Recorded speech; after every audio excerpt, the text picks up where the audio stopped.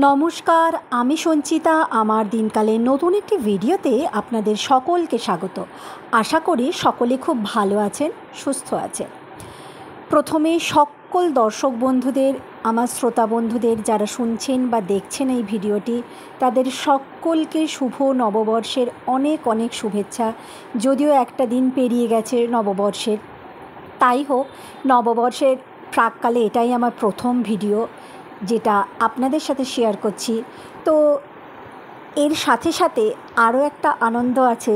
দেখতে দেখতে বিগত 500টা পর্ব, মানে 500টা ভিডিও আমি অতিক্রান্ত করেছি।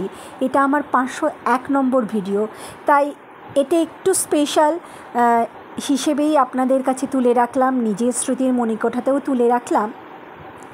এই ভিডিওটি আমরা যাচ্ছি সপরিবারে, মানে আমি, আমার বোনের পরিবার, বোনের শাশুড়ি, শ্বশুর শাশুড়ির পরিবার আর আমার বাবা মাকে নিয়ে সকলে মিলে যাচ্ছি দীঘার উদ্দেশ্যে।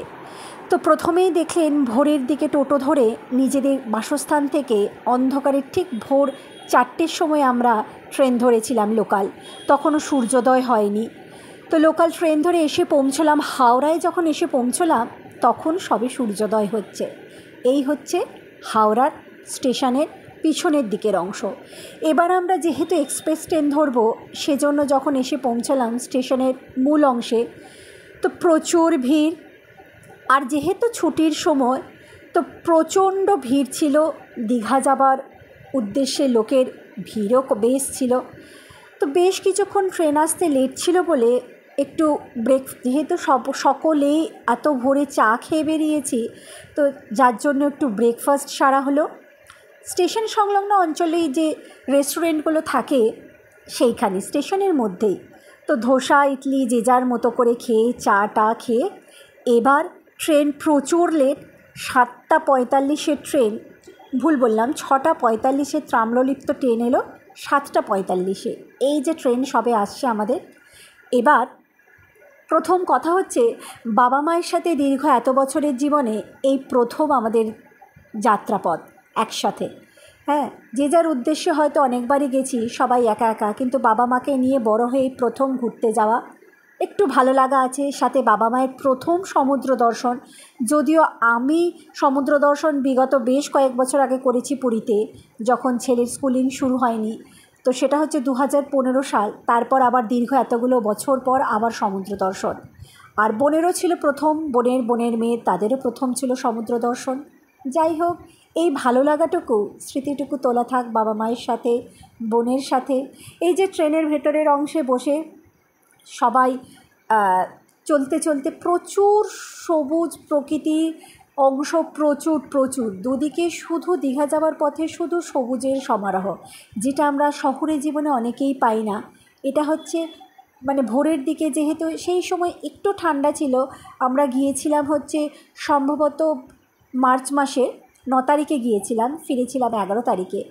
যদি এই নদীটির নাম কেউ জেনে থাকেন আমায় একটু কমেন্টে জানাবেন প্লিজ। আর এই যে নদী পেরোচ্ছে এই মুহূর্তে, খুব ভালো লাগলো। দীঘাই প্রথম যাত্রাপথ আমার বোনের, আবার বাবা মায়ের, সবারই। এর আগে বিগত দীর্ঘ এত বছরের জীবনে কোনো দিন আমাদের দীঘা যাওয়া হয়নি। অনেকেই হয়তো শুনে একটু হাস্যকর লাগবে, কিন্তু কিছুই করার নেই। পরিবেশ পরিস্থিতি সময় কারোটাই আমাদের দীঘা যাওয়ার উদ্দেশ্যকে সফল করতে পারেনি। যাই হোক, বাবা মায়ের সাথে প্রথম সমুদ্র দর্শন, বাবা মাকে সঙ্গে করে নিয়ে প্রথম সমুদ্র দর্শন করাতে পেরে এটাও ভালো লাগলো।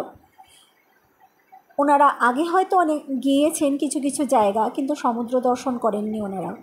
সাথে বোনের শ্বশুর শাশুড়ি মাও ছিলেন, ওনাদেরও প্রথম সমুদ্র দর্শন। ভালো লাগে যখন মানুষের স্বপ্নগুলো, ছোট ছোট ইচ্ছেগুলো যখন সাকার হতে থাকে, বেশ ভালো লাগে। এভাবেই ছোট ছোট স্বপ্নগুলো দেখতে দেখতে মানুষ একদিন বড় দীর্ঘ স্বপ্ন দেখতে শুরু করে। সকল সন্তানের মতো আমাদেরও ইচ্ছা ছিল, বাবা মায়ের বহু দিনের ইচ্ছা, বিশেষ করে আমার মায়ের দীর্ঘদিনের ইচ্ছা যে 2 মেয়ে জামাই নাতি নাতনিকে নিয়ে পুরী যাবে, সমুদ্র দর্শন করবে, জগন্নাথ দেব দর্শন করবে। কিন্তু সে তো এখনও হলো না। জগন্নাথ দেব এখনও টানালেন না সকলকে একসাথে পুরীর উদ্দেশ্যে। তাই দীঘাই সই, দীঘার সমুদ্র দর্শনই করি। আর আরও একটা এই মুহূর্তে জিনিস, আমরা যখন গিয়েছিলাম তখন দীঘার জগন্নাথ মন্দির যদিও মানে সূচনা হয়নি, খোলেনি আর কি, যার জন্য সেই জগন্নাথ দর্শন হয়নি। এটা দীঘা স্টেশনে নামলাম। বেশ দীর্ঘ কয়েক ঘন্টার পথ অতিক্রম করে সকলেই বিধ্বস্ত, ক্লান্ত হয়ে এই যে দীঘা স্টেশন আপনারা সকলেই দেখতে পাচ্ছেন। এই হচ্ছে স্টেশন সংলগ্ন অঞ্চলে পিছন দিকে জগন্নাথ মন্দিরের অংশ দেখা যাচ্ছে, যেটুকু শেয়ার করলাম। এবার স্টেশন থেকে বেরিয়ে যাব হচ্ছে গাড়ি ধরার উদ্দেশ্যে, মানে টোটো ধরার উদ্দেশ্যে। যাত্রাপথের এই পর্বটি এখানেই শেষ করলাম, কারণ ভিডিওটি ভীষণ দীর্ঘায়িত হয়ে যাচ্ছে। বাকি অংশের পর্বগুলো আরও ধীরে ধীরে নিয়ে আসছি, আপনারা সকলে দেখবেন। ভালো থাকবেন, সুস্থ থাকবেন, আশা করি ভালো লাগবে।